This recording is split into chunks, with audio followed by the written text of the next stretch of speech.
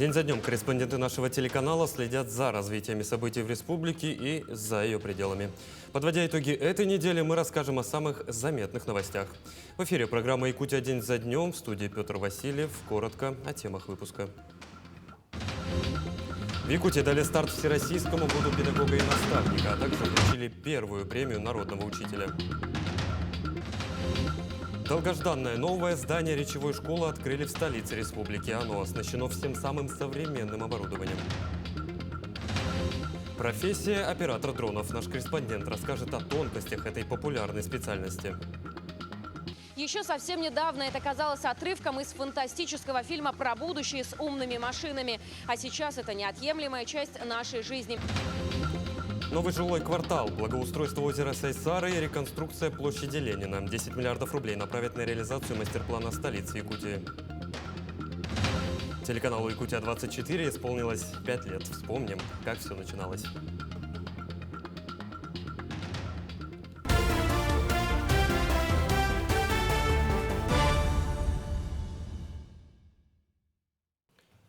Еще одна крупная коммунальная авария произошла в республике на минувшей неделе. В четверг ночью на крупной системообразующей подстанции ФСК «Майя» разрушилась кабельная муфта. В результате этого без электроснабжения на несколько часов остались более 89 тысяч жителей заречных районов Якутии. Днем 3 февраля электроснабжение потребителей восстановили по временной схеме. Как отмечают специалисты, на поврежденной подстанции проведут ремонтные работы. В Амгенском районе 8 человек отравились угарным газом, один из них погиб. По предварительным данным, мужчины подключили в холодном отсеке гаража 2 бензиновых генератора, сами же находились в соседнем помещении. При этом дверь, в которой не была полностью закрыта. В пятницу вечером пострадавших санрейсом доставили в Якутск. 5 пациентов находятся в крайне тяжелом состоянии. В конце 2022 года президент России Владимир Путин поручил в ходе заседания Совета по стратегическому развитию и национальным проектам выделить 100 миллиардов рублей на развитие 25 дальневосточных городов, среди которых Якутск и Нерюнгри. Столица республики получит беспрецедентную сумму в 10 миллиардов рублей. О том, куда направят выделенные средства, мы пообщались с мэром города Евгением Григорьевым. 10 миллиардов рублей на реализацию мастер-плана Якутска выделят. Беспрецедентно большая сумма, чуть ли не 10% от всего объема, который выделяется на Дальний Восток на эти же цели. Расскажите, какие будут приоритетные направления? Безусловно, мы очень рады такой возможности, такому вниманию, которое уделяется городу Якутску со стороны руководства республики. В рамках мероприятий, которые пойдут по выделению инфраструктурного бюджетного кредита в размере 10 миллиардов на город Якутск, главой вчера обозначены были 3 очень важных направления. Первое – это значит реализация комплексного развития территории, которые сейчас объединены в проект спортивный. Значит, в рамках него будут проводиться масштабные работы по подведению инженерных сетей с целью дальнейшего строительства, а также будет опережающая застройка социальных объектов. Школа, детский сад и спортивный комплекс. Также был обозначен очень важный и знаковый проект для нашего города. Это реконструкция площади Ленина. Значит, она должна быть проведена в течение 23-24 годов. Соответственно, она совпадет хронологически с проводимыми работами на проспекте Ленина. Я напомню, что мы проспект Ленина завершаем в октябре 2023 года. Поэтому происходит отличная синхронизация. Третий проект, который был обозначен, он касается священного озера для народа Саха, озера Сайсары, благоустройства всей территории по всему периметру, в том числе сквер Матери и особая спортивно-молодежная зона у спорткомплекса «Триумф». Ну, безусловно же, это все изменения, они же повлияют на качество жизни горожан. 100%. Еще Александр Сергеевич вчера затронул такую тему, что будет меняться и инфраструктурная, инженерная составляющая города. Вот в каком направлении? Ну, стоит отметить то, что в последние годы у нас, в принципе, идет очень масштабная работа по обновлению инженерных сетей. Так стоит отметить, что у нас сейчас ведется большая, масштабнейшая работа по строительству 3-го канализационного коллектора и 5-го водоузла в южном направлении города Якутска. Это очень знаковый проект. с точки зрения реализации строительного потенциала всей южной части, развития и ускорения темпов строительства на территории города Якутска, социальных объектов и жилищного строительства в целом. И давайте напоследок остановимся вот на этих 3 кварталах, которые вы озвучили. Это же вот полноценная комплексная реновация. Благодаря применению инструментов, которые сделаны на уровне федерального законодательства, определены механизмы на уровне республиканского законодательства, мы подошли вплотную к возможности использования всех возможных ресурсов. Это начиная от уровня города, заканчивая федеральными, значит, фондами и органами власти, выделение средств, все возможно в рамках реализации КРТ. У нас в республике определен оператор комплексного развития территории, это Республиканское ипотечное агентство, полностью государственное предприятие, и силами его, благодаря принятым решениям, будет осуществляться этот проект. Я не сомневаюсь в его реальности, поскольку на этот раз мы видим точный подход, который закреплен и в федеральных законодательных актах, и будет реализовываться полностью государственным предприятием. 4 февраля во всем мире отмечают День борьбы против рака. По данным ВОЗ, за год от него умирают почти 10 миллионов человек. Врачи насчитывают при этом более сотни разновидностей этой болезни. Как уберечь себя от страшного недуга, расскажет Галина Чекурова. Людмила Королевец, пациентка онкологического диспансера. В мае прошлого года на медицинском осмотре ей диагностировали рак желудка. Мне 70 лет, до 70 лет я даже никогда не задумывалась. Слышать слышала, но не думала, что эта болезнь затронет и меня. Оказывается, человек ни от чего не застрахован. Состояние, конечно, когда человек узнает об этом, состояние человека ужасное, вернее, даже непредсказуемое. Человек начинает теряться, у него начинается депрессия, он теряет веру в себя. Ему не хочется жить, упадок сил. То же самое я не избежала. В течение 8 месяцев Людмила Ивановна проходила химиотерапию. Несмотря на то, что данный вид лечения является одной из самых тяжело переносимых, Людмила не опускала руки и верила в выздоровление. По ее словам, ее поддерживал лечащий врач Инна Дмитриевна. Здравствуйте, здравствуйте, мой любимый доктор. Как самочувствие? Ой, спасибо, Инна Дмитриевна. Я хочу сказать, что самочувствие, конечно, нормальное. Во-первых, у всех у нас, кто болен такой болезнью, у всех у нас портится характер. Люди непредсказуемы, люди начинают нервничать, начинают капризничать. Инна Дмитриевна имеет подход, вернее, находит подход к каждому человеку. Она очень мне помогла, очень помогла за весь период этого лечения. Наравне с раком желудка одной из распространенных заболеваний является рак шейки матки, который вызывается вирусом папилломы человека у женщин. На данный момент лечение в Якутском онкодиспансере лечение по данному виду заболевания проходит 5 женщин. Наша основная задача – это, конечно же, выявление на ранней стадии заболевания, так как мы знаем, что на ранней стадии рак, он лечится довольно-таки успешно в наше время. Да? Ну, рак шейки матки на начальной стадии даже можно проводить органосохраняющее лечение у женщин. Мы не только добиваемся успеха в лечении заболевания, но также женщине дается шанс и выполнить свою репродуктивную функцию. Пациенты якутского онкодиспансера благодаря сердечному отношению врачей отзываются о своих ангелах в белых халатах только в положительном ключе. Ведь не только лечение, но и положительные эмоции становятся своеобразным лекарством от страшного недуга. И вот я хотела от всего сердца поздравить весь персонал. И, конечно, низкий поклон за то, что вы нас лечите, за то, что нас поддерживаете в трудную минуту, за то, что не даете упасть духом. Спасибо вам большое, здоровья вам, счастья вам и всего-всего хорошего. В целях осуществления своевременной онкологической помощи на данный момент в республике функционирует 17 центров амбулаторной онкологической помощи, 4 на базе городских медицинских организаций и 13 на базе центральных районных больниц. Центры призваны максимально приблизить онкологическую помощь населению на местах. Галина Чекурова, Джулустан Иннокентьев, Якутия. День за днем. Звоном колокольчика встретили в Якутии начало Всероссийского года педагога и наставников. О его старте объявил народный учитель Российской Федерации Виктор Попов. Он первый якутянин, кто удостоился такого высокого звания. Педагог разработал собственную систему преподавания, которая помогает ученикам хорошо усваивать материал.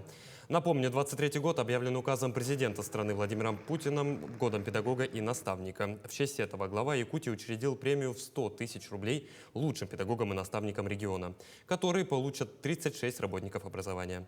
Обладателей премии выберут жители муниципальных районов и городских округов. Имена победителей огласят в День учителя.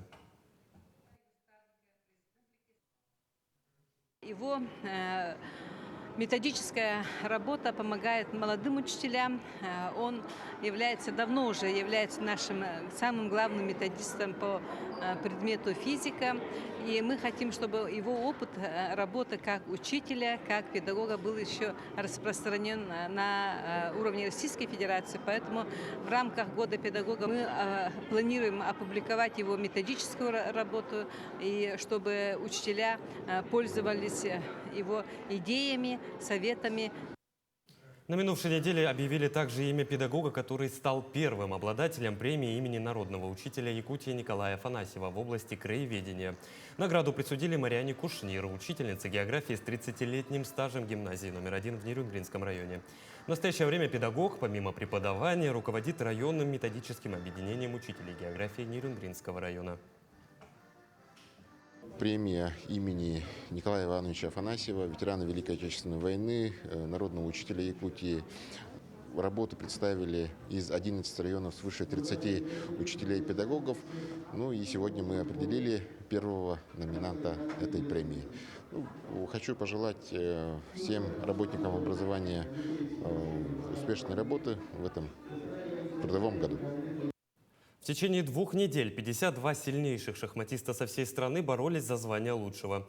В столице региона завершился этап Кубка России 23-го года по шахматам. Среди мужчин Кубок главы Якутии. О победах и победителях расскажет Марферина Алексеева. 24 января в Якутске стартовал Кубок главы Республики Саха-Якутия. Это всероссийское соревнование, имеющее статус этапа Кубка России по шахматам среди мужчин, то есть первый из 13 отборочных этапов текущего года. Всего на мероприятие съехалось около 50 спортсменов со всей России, в их числе и международные гроссмейстеры. Соревнования по шахматам такого масштаба на территории Якутии проводятся впервые. Давайте вспомним, как все начиналось и что желали друг другу участники и организаторы.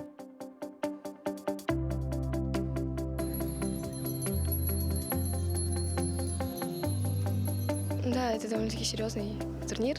Страшно, конечно. Себе, конечно, победы, а участникам Кубка не расстраиваться, если я выиграю.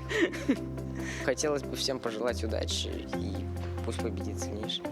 А те, которые сегодня играют в этом турнире, войдут в историю нашей республики. Первый тур Кубка начался с сенсаций и для сильнейших игроков принес определенные проблемы.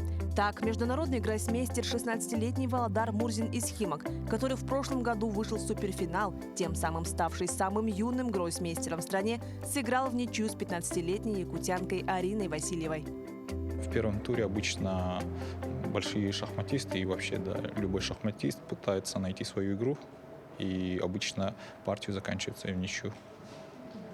И эта партия тоже не стала исключением. Самому юному шахматисту всего 9 лет, он из Бурятии. У Артема первый взрослый разряд. Рассказывает, что ежедневно играет по 20 партий и решает задачи на тактику. Его игра тоже стала потрясением. Он с многократной чемпионкой Якутии, женским мастером ФИДе Веринеей Кутуковой из Намцев сошлись в ничей. Пешку продвинули, и опять, смотрите, централизуемся. И смотрим, что делают черные. Также в рамках Кубка главы республики международные гроссмейстеры провели мастер-классы. Своим опытом поделились 4 гроссмейстера. Дмитрий Кряквин, Михаил Кабалия, самый молодой 16-летний Володар Мурзин и действующий обладатель Кубка России Борис Грачев. Для детей поучиться у профессионала с большой буквы – бесценный опыт. Выбрал технику ферзевого эндшпиля, и я думаю, что какие-то определенные направления мы посмотрели, и в любом случае это будет полезно в их дальнейшей карьере. Мне очень понравилось, когда они объясняли про фигуру, как правильно ходить, а как неправильно. То есть где как связка, как это все работает. Некоторые сама не замечала. По итогам 9 туров сильнейшим шахматистом стал гроссмейстер из Москвы Борис Грачев. Главная схватка шла между 3 гроссмейстерами, очки которых до предпоследнего раунда были равны. В заключительной партии Грачев встретился с преуспевающим шахматистом из Якутии Арсением Чумаевским. На втором месте расположился самый молодой гроссмейстер России Володар Мурзин из Московской области. В финале ему противостоял также якутский шахматист Павел Бекетов. А третьим стал международный гроссмейстер Михаил Кабалия. Марферина Алексеева, Георгий Григорьев, Артем Алексеев, Семен Семенов. Якутия день за днем. Продолжим подводить итоги минувшей недели после небольшой рекламы. Оставайтесь с нами.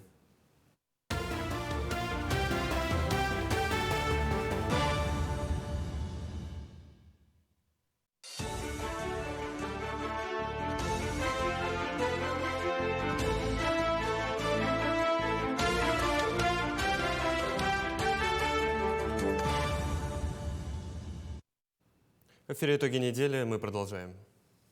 Специальная военная операция на Украине показала незаменимость и большую востребованность разных типов беспилотных летающих аппаратов.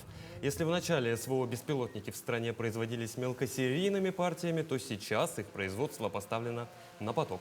В зоне спецоперации успешно применяются барражирующие боеприпасы производства концерна «Калашников». Это «Ланцет» и «Кубла». Самостоятельно ведя разведку и атакуют цели. А дроны «Камикадзе Герань», стартуя на большом удалении от зоны боевых действий, выполняют сразу 2 задачи. Вскрывают места расположения систем украинской ПВО и атакуют объекты инфраструктуры в глубоком тылу. Напомню, в конце минувшего года президент страны Владимир Путин потребовал сделать беспилотные летательные аппараты доступными для применения подразделениями разного уровня. Как никогда востребованной стала и специальность оператора-беспилотника, причем не только в связке со специальной военной операцией, но и в повседневной жизни. По статистике Министерства труда профессия оператора беспилотных летательных аппаратов входит в топ-50 перспективных профессий будущего. В чем преимущество работы на дронах, узнавала Валерия Наумова. Еще совсем недавно это казалось отрывком из фантастического фильма про будущее с умными машинами. А сейчас это неотъемлемая часть нашей жизни. Авиация, тушение пожаров и спасательные операции – это далеко не полный список, где в 21 веке не обойтись без беспилотников или дронов. Однако всеми этими высокотехнологичными аппаратами управляет человек, а конкретно оператор беспилотных летательных аппаратов. В зону ответственности этого специалиста входят подготовка беспилотного летательного аппарата к полетам, создание полетных заданий, настройка техники, оформление необходимой сопутствующей документации, проведение полетов, а также техническое обслуживание и мелкий ремонт беспилотников. В Якутске на базе колледжа связи и энергетики с конца прошлого года открыты курсы повышения квалификации по направлению оператор беспилотных летательных аппаратов. Курсы оператора беспилотных летательных аппаратов проводятся для взрослого населения, имеющего среднее высшее образование. Курсы длятся от 36 часов до 72 часов. Знания могут им пригодиться в их специализации, то есть так как у нас сейчас взрослое население, люди, которые уже работают, они могут их применить по своей специальности. Центр подготовки операторов информационных систем выпустил уже более 30 специалистов, которые могут управлять дронами. Первыми обучение прошли добровольцы отряда «Ботур», сотрудники МВД и Росгвардии. После прохождения курсов слушателям выдано соответствующее свидетельство. В основном приходят обучаться люди, которые не имели никакого опыта по управлению беспилотным летательным аппаратом. У них есть определенное опасение, что это очень сложно. На самом деле, как они все убеждаются, буквально там через несколько дней, а когда подходит время практических полетов, буквально через нескольких минут приходит у них в себе уверенность, что действительно ничего сложного. Любой профессионал в этой области, несомненно, будет востребован, поскольку беспилотники уже стали неотъемлемой частью нашей жизни. По этой причине не стоит сомневаться в актуальности этой профессии и, как следствие, возможности совершенствовать свои навыки и продвигаться по карьерной лестнице. Ну и сейчас, как эра коптеров уже начинается, видите, как массово. Вот нам показывали на лекциях, курсы вообще, куда это стратегически все идет. Коптеры, вообще какая их полезность будет. Там вообще такие горизонты открывают. Сельское хозяйство, мониторинг, там вообще куча всего. ЖКХ тоже, мониторинг труб, проводов, тепловизоры. Не только летчики и пилоты посвящают свою жизнь полету. Операторы дронов тоже рассекают небо, но только твердо, стоя на земле. Глава республики Айсен Николаев ранее отметил, что Якутия ставит в приоритет развитие IT-технологий и готовит достойных специалистов для многих отраслей. У Якутского колледжа связи и энергетики в планах еще и реализация образовательной программы, которая предусматривается в рамках специальности эксплуатация беспилотных авиационных систем на базе 9 классов со сроком обучения 3 года 10 месяцев. Валерия Наумова, Семен Семенов, Якутск. День за днем.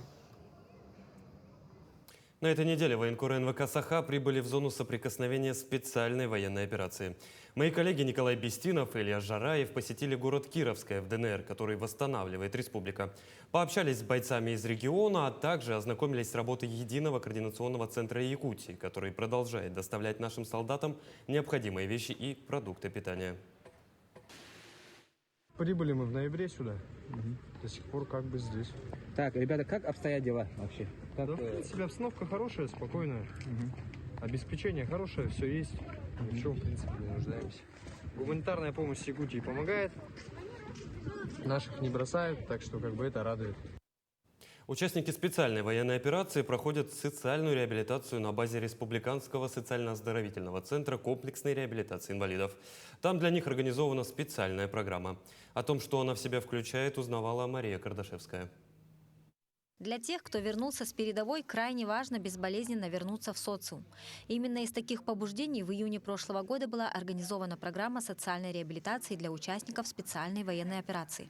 В первую очередь это услуги психологической помощи и поддержки, это услуги содействия в сфере трудовой реабилитации, то есть это либо по выбору наших ребят, возможно, профессиональная ориентация, возможно, обучение, переобучение, содействие в получении необходимых услуг и содействие в последующей занятости.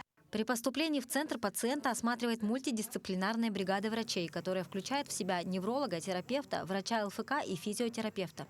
Затем они назначают ему программу комплексной реабилитации, которая в среднем длится 18 дней. У нас процедуры, значит, это медицинские, включается это физиотерапия, магнитотерапия, электролечение и, значит, медикаментозные, если таковые требуются. Пациенты получают ручной и аппаратный массаж. В центре есть сенсорная комната, используются световые проекторы. В аудиотерапии врачи используют звуки природы, дождя, классическую музыку. Лечение в первую очередь направлено на снятие психоэмоционального напряжения и релаксацию. Самая эффективная процедура, по мнению врачей, это электрорасческа Дарсонваль. Она дает высокочастотный импульсный ток, что стимулирует кровообращение, благодаря чему понижается давление, человек успокаивается и лучше спит.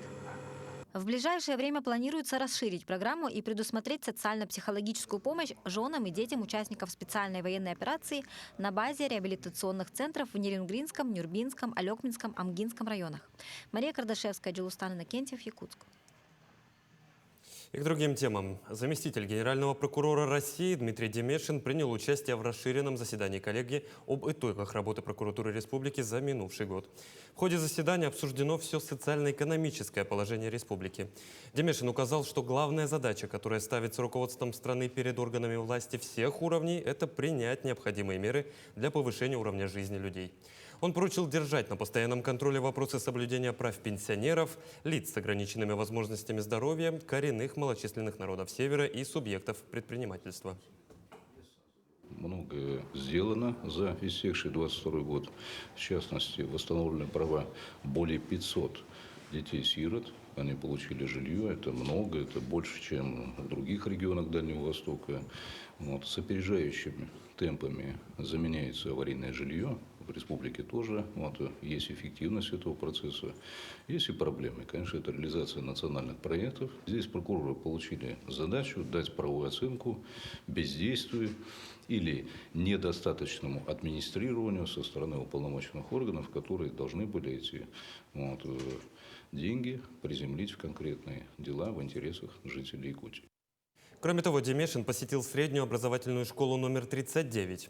Он лично осмотрел территорию школы, учебные классы, медицинские кабинеты, а также помещения столовой на предмет соответствия требованиям целевых показателей национального проекта образования. Напомню, что в марте прошлого года министру образования республики прокуратурой региона было объявлено предостережение в связи с низкой эффективностью реализации национального проекта. По итогам осмотра замгенерального прокурора оценил образовательное учреждение на хорошем уровне. Новая школа распахнет свои двери в День знаний. Сегодня в школе побывал глава Республики Саха-Якутия Сэн Сергеевич Николаев, а также заместитель генерального прокурора Демешин Дмитрий Викторович. По сути, для них был презентован данный объект. Они отметили качество стройки, они отметили значимость данного объекта в целом для региона и отдельно для города Якутска. По результатам заместителя генерального прокурора были даны рекомендации обеспечить также надзорным сопровождением именно образовательный процесс, который совсем скоро начнется в данном объекте. Новое здание речевой школы торжественно открыли в Якутске. Учреждение рассчитано на 120 учащихся с интернатом на 100 мест. Теперь дети с нарушениями речи со всей республики переедут из приспособленных отдельно стоящих зданий в новое и современное с теплым переходом, а также в столовую и интернат. Подробнее Светлана Амосова. История речевой школы начинается с 1964 года. Тогда и было построено здание, в котором до этих самых пор учились и жили дети. Теперь недалеко от старого объекта построена новая, современная, отвечающая всем стандартам школа мечты.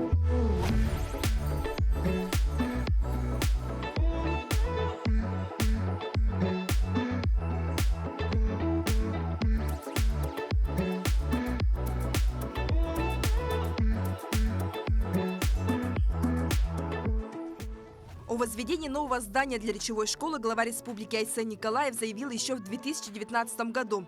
Всего из госбюджета было выделено 240 миллионов, а из средств государственного частного партнера АЭП «Капитал» свыше 470 миллионов рублей. Во время прямого эфира до меня дозвонились представители родительского комитета, еще раз проблему рассказали, но тогда я уже просто принял решение и поручил правительству с использованием всех механизмов, возможных, реализовать проект строительства школы в кратчайшие сроки. И вот благодаря партнерству с АЭП «Капитал» в кратчайшие сроки, на самом деле, реально практически за менее чем 2 года замечательная школа построена. С вводом нового здания количество учебных мест увеличилось до 120. Помимо основных помещений, как спортивные и актовые залы, столовая, есть еще комната отдыха и психологической разгрузки, кабинет логопеда, столярная, швейная мастерская. Все условия для комфортного обучения и дополнительного образования воспитанников. Я очень рада, что я буду первой выпускницей новой школы. Мне осталось учиться совсем немного, но я успела. В этой школе мне больше всего нравится то, что интернат очень близко. И нам не придется по холоду ходить туда-сюда. Просто эмоции не покидают. Интернат на 100 мест объединен со школой теплым переходом. Спальные для мальчиков и девочек разделены по этажам. Также в холле есть гидропонная установка. Дети круглый год могут выращивать и есть свежий салат. Также в интернате есть отдельный медицинский блок с прививочным и процедурным кабинетами.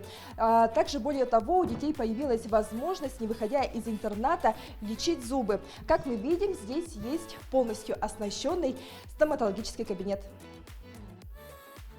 С открытием нового здания появились и дополнительные рабочие места. Штат учреждения полностью укомплектован. Учителя прошли дополнительную подготовку по направлению логопедия. Во время торжественного открытия глава Якутии Айсен Николаев передал руководству школы сертификат на приобретение школьного автобуса, а также вручил педагогам высокие государственные награды. Это очень знаменательный день в жизни не только школы, но и всей республики. Ведь школа – это целый мир, который распахнет свои двери для учеников со всех уголков Якутии и станет опорой и началом успешного жизненного пути для детей с нарушениями речи. Переезд и прием на обучение в школу новых воспитанников начнется уже на следующей неделе.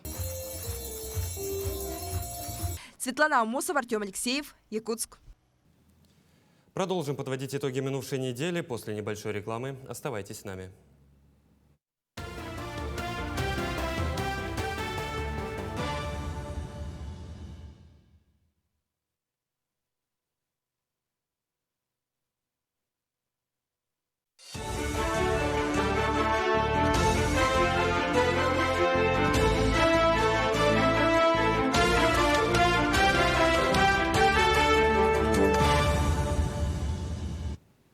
В эфире «Итоги недели». Мы продолжаем. Индексация ряда социальных выплат и материнского капитала, наказание за нарушение закона о суверенном Рунете и ответные меры на введение Западом потолка цен на российскую нефть. Об этих и других нововведениях февраля расскажет Мария Кардашевская. В феврале начнут действовать положения 193 федеральных актов. Индексация материнского капитала, ответные меры по введению потолка цен на российскую нефть, новый закон о суверенном Рунете и закон, позволяющий государственным охотничьим инспекторам применять оружие. Об этих и других нововведениях февраля в нашем материале. Материнский капитал в Российской Федерации с 1 февраля будет проиндексирован на уровень фактической инфляции – 11,9%. Размер выплаты на первого ребенка составит почти 580 тысяч рублей, на второго ребенка – более 775 тысяч рублей. При этом, если семья ранее уже оформляла материнский капитал, доплата при рождении второго ребенка составит около 189 тысяч рублей. С 1 февраля вступает в силу новый закон о суверенном Рунете. Появится административная ответственность за предоставление некачественных услуг связи. Причем штрафовать за такое нарушение будут не только операторов связи, собственников или иных владельцев технологической сети, но и организаторов распространения информации в интернете. Штрафные санкции за неустойчивые связи и интернет составят для граждан от 3 до 5 тысяч рублей, для должностных лиц от 5 до 10 тысяч рублей, для ИП от 10 до 20 тысяч рублей, а для юридических лиц от 30 до 50 тысяч рублей. С 1 февраля для получения доступа к информации, содержащейся на едином портале госуслуг, заявитель сможет пройти аутентификацию с использованием единой биометрической системы. Такую идентификацию сейчас проводят банки путем фотографирования и записи голоса. Также вступают в силу ответные меры по введению потолка цен на российскую нефть. Вводится запрет на поставки российской нефти иностранным юридическим и физическим лицам, если в контрактах на эти поставки прямо или косвенно предусматривается использование механизма фиксации предельной цены. Это правило применяется на всех этапах поставок, вплоть до конечного покупателя. С 3 февраля вступит в силу закон, позволяющий государственным охотничьим инспекторам проводить постоянные рейды, чтобы выявлять нарушения и вести профилактическую работу. Охотинспекторы также получили право на применение физической силы и оружия для задержания нарушителей. С 4 февраля региональные власти смогут передавать жилые помещения, не востребованные у граждан, уволенных с военной службы, для обеспечения жильем ветеранов и инвалидов Великой Отечественной войны, а также некоторых других категорий граждан. С 2023 года налог на имущество организаций уплачивается в составе единого налогового платежа не позднее 28 февраля года, следующего за истекшим налоговым периодом. Таким образом, организации должны уплатить налог на имущество за 2022 год до 28 февраля включительно. Авансовые платежи необходимо перечислить не позднее 28 числа месяца, следующего за отчетным периодом. В работе с молодежью воспитание патриотизма и любви к родине остаются в приоритете. Проекты и акции, реализуемые бойцами и командирами Алданского отряда юнармии на телеканале «Якутия-24», освещаются постоянно. Ссылками сюжетов и репортажей ребята делятся с родственниками, проживающими в других регионах, ну а многие школьники, узнавая о жизни сверстников, вступают в ряды юных защитников Отечества. Достижениями и планами ребята вновь поделились с нашими коллегами. Если образованный в 2016 году в Алдане первый отряд юнармии объединил 30 школьников, то сегодня подразделения детско-юношеского движения работают в Тамоте и в Нижнем Куранахе. Юные защитники Родины активно взаимодействуют с бойцами военно-патриотического объединения из разных регионов страны. Это видео штабного задания, выполненного в прошлом году представителями казачества Алданского района совместно с бойцами юнармии в городе Сочи. Генеральной целью поездки явилась организация летнего отдыха для маленьких якутян. Предлагаю дружить городами Алдан, Сочи. Юные защитники Отечества принимают участие в региональных и всероссийских слетах и форумах, а также активно поддерживают республиканские и федеральные нравственно-патриотические проекты. Это кадры отъезда отряда в Тындо. Алданские юнармейцы присоединились к агитационно-пропагандистской акции «Мы – армия страны, мы – армия народа», объявленной Министерством обороны Российской Федерации. На нашем канале мы рассказываем о достижениях ребят и о результатах работы командиров. Сотрудничаем довольно-таки давно. Очень благодарны именно Якутии-24 за то, что за ее отслеживание нашей работы, наше продвижение патриотического воспитания в массы, те, которые доносят до жителей республики и до жителей нашей огромной страны. Огромной страны – это не случайная оговорка. Ссылками сюжетов и репортажей, выходящих на телеканале «Якутия-24», ребята активно делятся в социальных сетях и мессенджерах. Таким образом, о работе и победах юнармейцев знают как друзья и одноклассники защитников Отечества, так и родственники, проживающие за пределами Якутии. Смотрят и юноармейцы, смотрят и родители, и жители нашего района. Так же самое отправляют потом видео по всем своим близким и знакомым и остаются довольными, потому что именно ваш профессионализм умеет подчеркнуть именно то, чего мы хотим донести до сердец наших воспитанников и до жителей нашего Алдана, республики, еще раз говорю, страны. Поздравляя Якутию-24 с первым юбилеем, юные защитники Родины поделились планами на ближайшее будущее. В феврале на базе общежития Алданского политехникума состоятся курсы для бойцов Алданского и Нерюнгринского отрядов юнармии. Ожидается, что в боевых учениях примут участие порядка 80 человек. Татьяна Вахнина, Сергей Шипачев, Александр Лукин, Алдан. Мы продолжаем цикл сюжетов, посвященных Году труда. В Нерюнгринском районе тысячи людей трудятся на угледобывающих предприятиях. Шахтер – это одна из самых популярных и почитаемых профессий. Сегодня герой нашего сюжета – проходчик одной из шахт Анатолий Малышев. Шахтер – одна из немногих профессий, в которой есть много специальностей. Самые основные – это горнорабочий, проходчик и машинист горно-выемочных машин, или, проще говоря, комбайнер. Именно они производят разведку горно-выемочного поля и являются флагманами всего производственного процесса. Если нету проходки на предприятии, нету добычников, которые не смогут в дальнейшем зарядить лаву и добывать уголь. Если проходчики не проведут горные выработки, это опять же усложняется с вентиляцией, с доставкой материалов. Все остальное предприятие – это проходчики. На них самый большой акцент. Не будет проходки на предприятии, можно сказать, не будет предприятия. Анатолий Малышев родом из Донбасса. На родине работал в шахте, а в 2019 году переехал с семьей в Нерюнгри. И здесь тоже устроился в угледобывающее предприятие машинистом горно-выемочных машин. Прохождение выработок для дальнейшей добычи угля. Моя именно непосредственно это выемка угля, обслуживание комбайна, первую смену, также самое ежесменно. Бригада УПР-1 считается одной из основных самых высокопроизводительных по проведению горных выработок. А Анатолий Малышев в числе лучших проходчиков на своем участке. Среднесуточные темпы выработки составляют 25 метров в сутки, в то время как другие комбайны проходят 15-16 метров. И это не предел.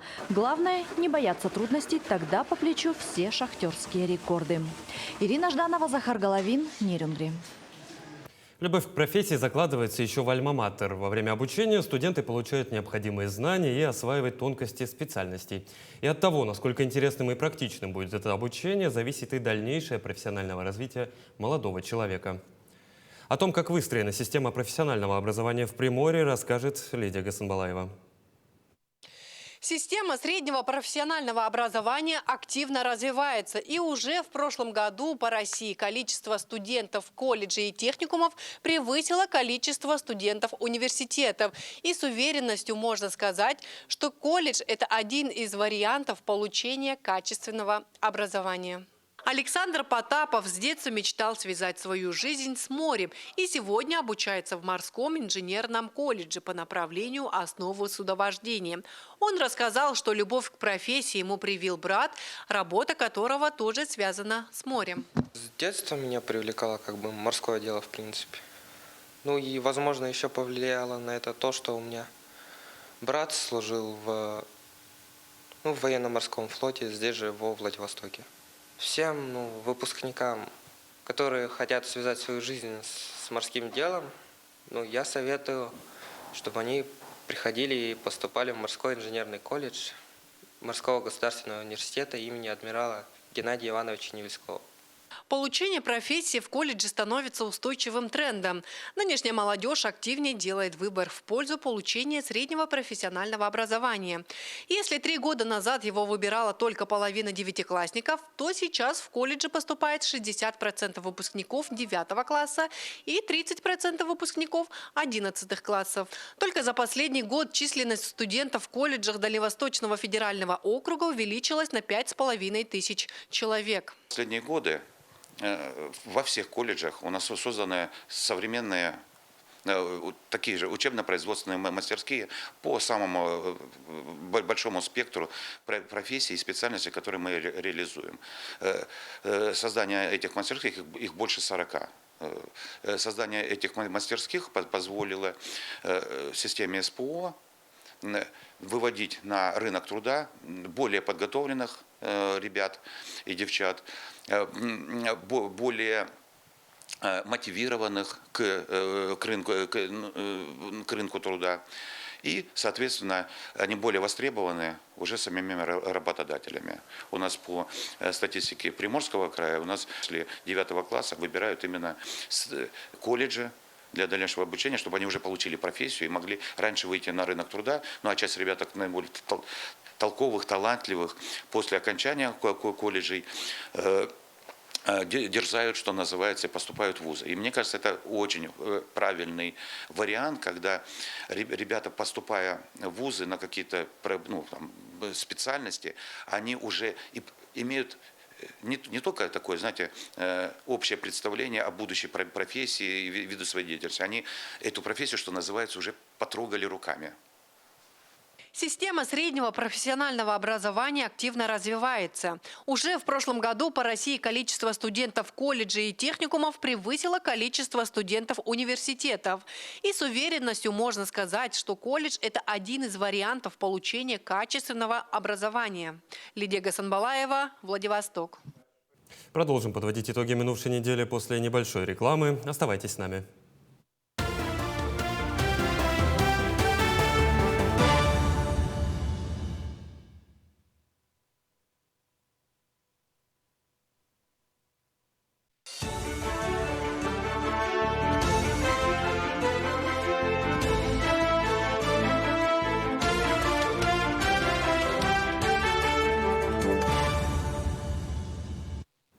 В эфире «Итоги недели», мы продолжаем.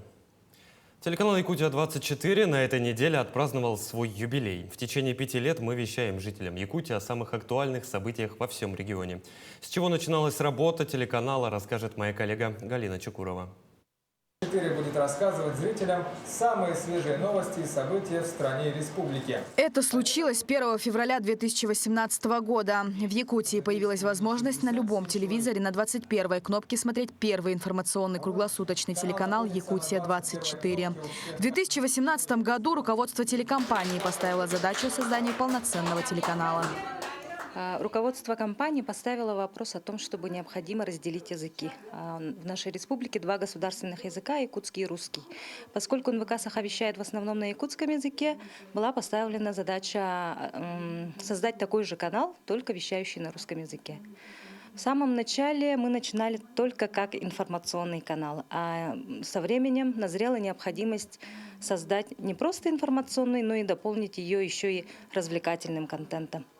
Вещать начали здесь. Ранее тут находилась столовая компании, но в кратчайшие сроки помещение было полностью переоборудовано, запустили технику и выпустили первые эфиры новостей телеканала. Именно за этими окнами творится история Якутии-24. В эфире новости, в студии Кристина Якупова. Здравствуйте. Коротко о темах выпуска. Правда, в то время программ было мало, но это была альтернатива федеральному телевидению. В новостях жителям Якутии предоставлялось больше проверенной и достоверной информации касаемо республики. Было создано большое количество развлекательного контента. Были тревоги, были споры, даже слезы были. Честно скажу, было страшно, потому что ответственность зашкаливала.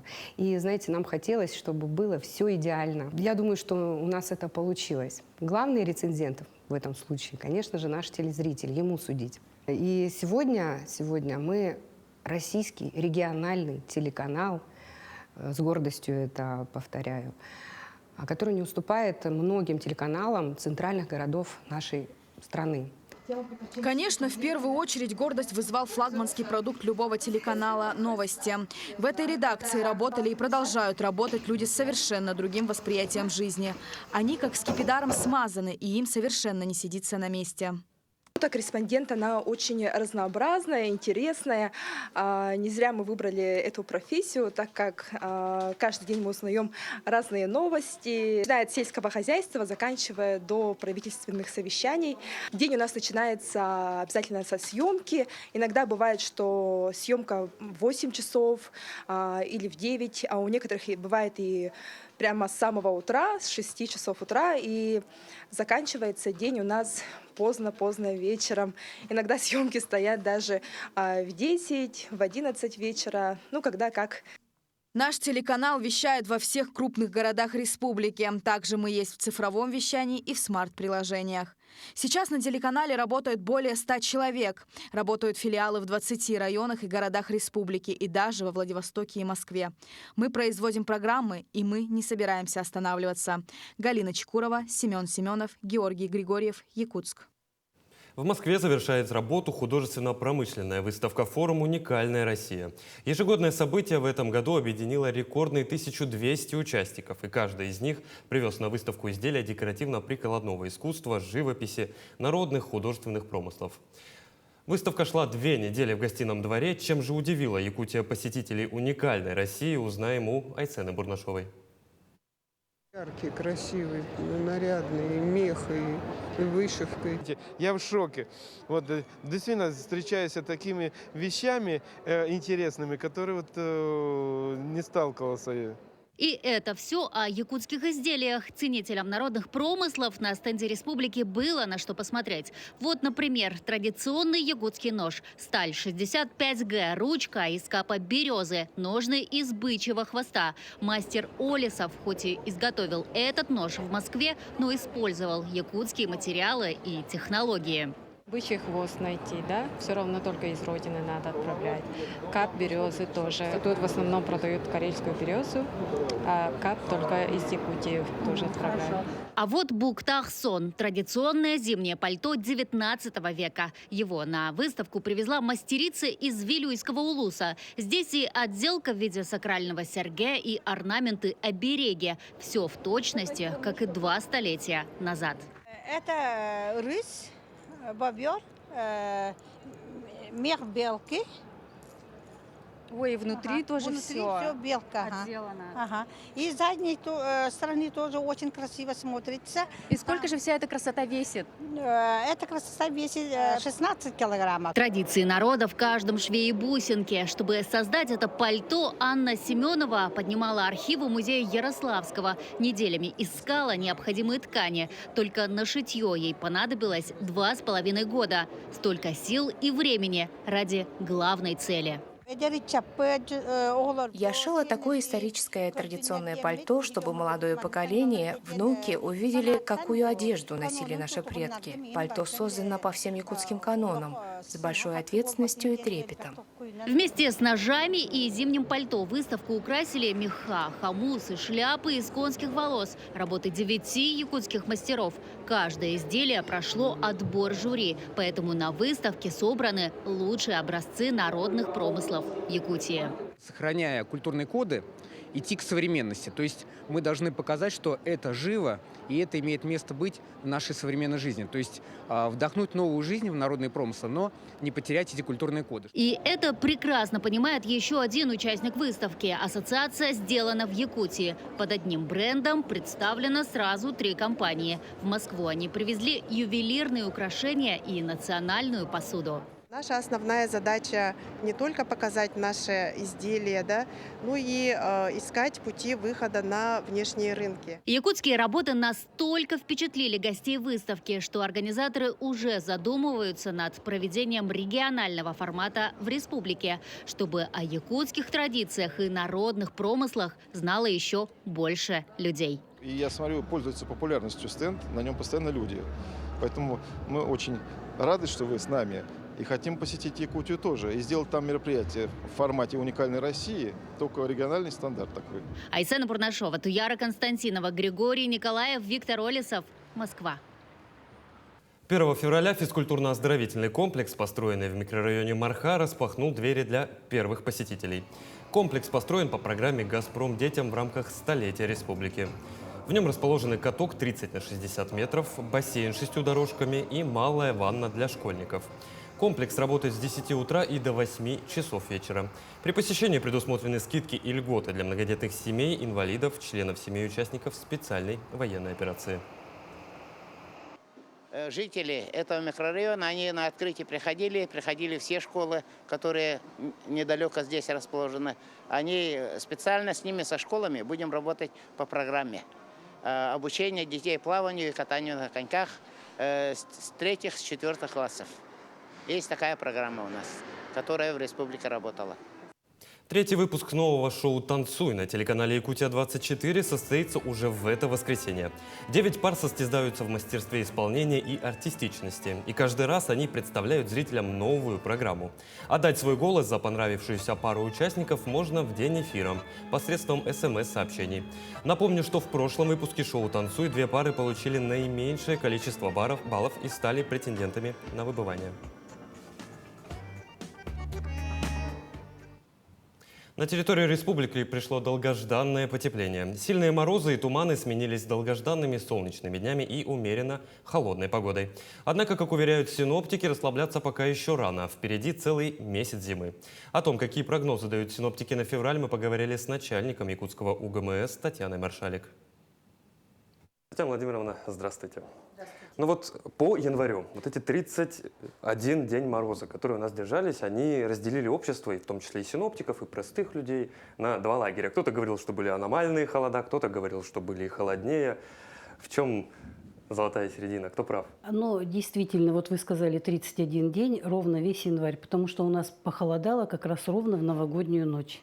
Если внимательно за погодой смотрели, что у нас с 14 января и по 31 января включительно было объявлено опасное явление в городе Якутске. Это когда средняя температура воздуха ниже климатической нормы на 7 градусов и более. То есть в течение 18 дней в январе вот у нас как раз температура держалась средняя на 7 градусов, даже не на 7, получилось от 7 до 12 градусов ниже нормы. Но ведь холодно было не только в Якутске, по всей республике практически такие холода были. Вот у нас, знаете, в этом году мы сравниваем как раз 21 год. И было очень холодно, и поэтому у нас как-то идет аналогия. Мы сравниваем 21 январь и 23 январь. И тем не менее, казалось, что в этом году было гораздо холоднее, долго, туман. Такие вот у нас температурные рекорды по территории республики. И тем не менее, в этом году все равно январь был на 1 градус теплее, чем в 2021 году. Про погодные аномалии, которые у нас все-таки в этом январе было. На юге у нас были низкие температуры, под минус 60. На северо-востоке чуть ли до плюсовой температуры не доходило. С чем связано? Но на юго-западе часто бывает погода такая вот с оттепелями, потому что там как раз лежит траектория прохождения циклонов, которые широтно проходят с запада на юг и на юго-восток наш. Вот. А в этом году, вы знаете, вот этот вот наш полярный вихрь, который должен вообще находиться над морями, вот он должен там стоять, закачивать воздух. И почему у нас арктические холодные районы? Вот, обычно на них это влияние оказывает. Вот в этом году этот циклон тропосферный, высокий, причем мощный, с таким затоком холода, он у нас постепенно с Новосибирских островов вышел сначала на Оленёкский, вот вам Жилинда, 62 градуса. Дальше он вышел на Мирнинский район, потом на Вилюйскую группу, там под 60 была температура. И вот он немного задержался над горным районом, то есть он не так быстро прошел, стационировал над горным районом, и поэтому рекорд этой зимы 62,7 градуса на труднодоступной станции Тангулах горного района. Последний вопрос, я думаю, который интересует очень многих жителей республики и города в целом. Февраль будет про достать чернила и плакать, или же все-таки можно уже снять какие-то теплые элементы одежды, наслаждаться более комфортной, теплой зимой? За последние 30 лет мы, конечно, привыкли, что у нас зимы, в общем-то, в основном мягкие зимы. И поэтому даже по населению видно, как одеты. Немножко расхлябались, стали легко одеваться. Вот. А все-таки северянин – это не тот, кто не мерзнет, тот, кто тепло одевается. Поэтому я думаю, что зимние вещи убирать еще не нужно. У нас постепенно погода начнет, ну, если так можно сказать, налаживаться. То есть она должна быть северная, настоящая. То есть мы будем постепенно возвращаться к норме. Норма для этого времени ночная 42-44 и дневная в пределах 38-40. Повышаться в основном будет дневная температура за счет увеличения светового дня. То есть мы видим, что солнце встает повыше, и амплитуда от ночи ко дню будет побольше. Поэтому днем все равно в любом случае будет теплее, теплее, теплее. Минувшая неделя глазами наших корреспондентов. Мы и дальше продолжим следить за развитием событий в республике и за ее пределами. Вы смотрели программу «Якутия. День за днем». В студии для вас работал Петр Васильев. Я с вами прощаюсь. Всего доброго и до новых встреч.